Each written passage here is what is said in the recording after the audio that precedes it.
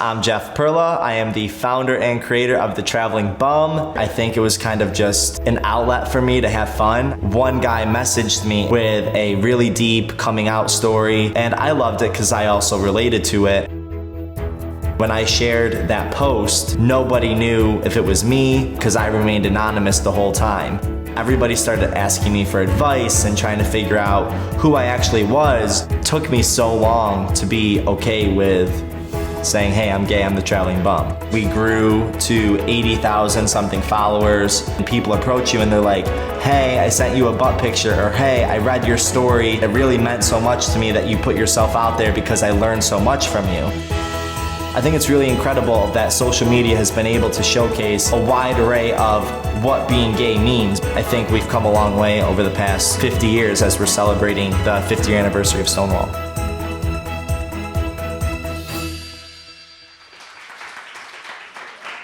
Hey guys, I'm Jeff Perla. I'm also the Travelin Bum, as you can see. So a little bit about me is I actually was not out in the year 2016. So I decided to create this anonymous blog that I thought would appeal to gay men and also kind of share my story anonymously because I had a job at the time, so I figured being naked on social media wasn't that cute. So I started sharing butt photos of myself, talking about my journey, figuring out that I'm gay. How do you tell your family? How do you tell your friends?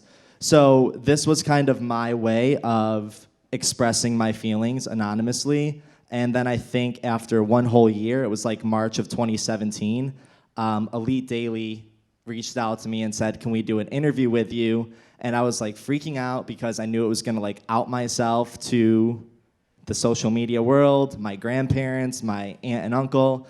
At the time, I recently told my parents, so at least they already knew. But the whole journey of sharing who I was as a person freaked me out. So kind of weird where we are now, but that was Jeff Perla in 2017.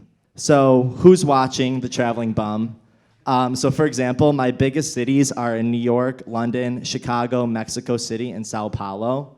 I get, on average, about 1.1 million people viewing my stuff on a weekly basis, which is kind of weird that many people actually care what I'm doing. My engagement rate is 6%, and I have over 80,000 followers just on the Travelin Bum. So I have the Travelin Bum, and then I have Jeff Perla account that I usually just share my gay day-to-day life in New York. And then I also have 92% of a male following, as you can probably imagine.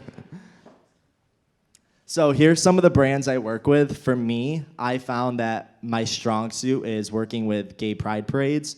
So I feel like to pitch a city and say, hey, I want to feature local culture and interview people from your hometown and people from Santiago, LA, Vegas. I did a trip to China.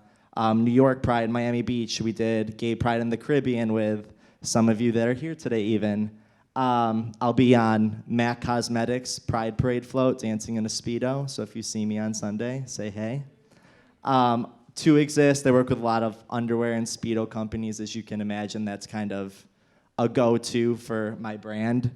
And then also, I wear contacts and eyeglasses. So I've done a couple campaigns for being in eyewear stores. So some things that I do as kind of my moneymaker that I pitch to brands.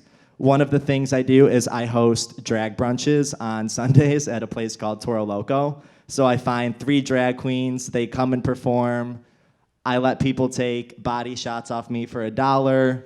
It's a really great time. So if anyone's around and interested, you're all welcome to come to Toro Loco.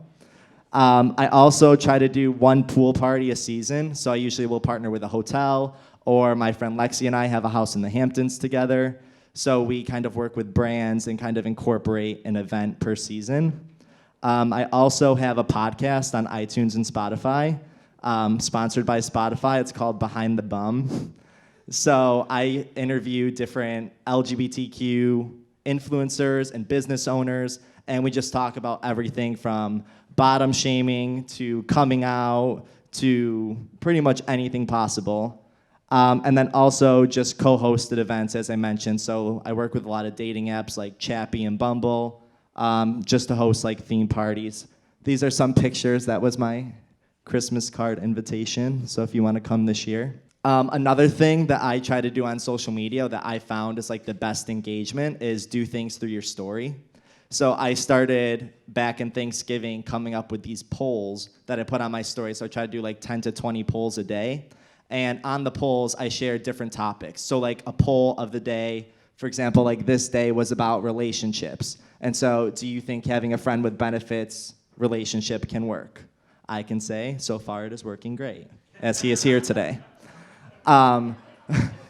Would you date a guy who has the same name as you? I personally would not, but like it just is good conversation, and like when I see the statistics, I see who shares it and what they talk about, and I feel like it's just a good place that I'm proud to have created that just kind of talks about gay culture, because I feel like when I was coming out and trying to figure out who I was as a person, that didn't exist.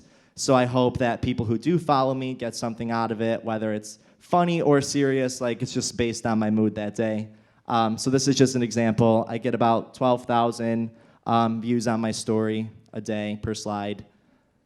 And then here's some of the interviews I've done. So I was on iHeartRadio. I've worked with Hornet. This was the wonderful Elite Daily article that outed me on the internet. Gay Star News, South Florida Gay News, Huffington Post. So if you Google the Traveling Bum, you'll see my bum. Well, that's all I got. Thanks.